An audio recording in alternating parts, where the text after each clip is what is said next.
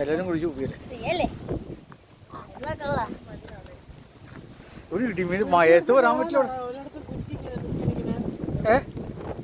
എല്ലാ മലയിലും ഇങ്ങനെ കുത്തി വെച്ചിട്ടുണ്ടല്ലോ. അങ്ങോട്ടൊക്കെ ഇത്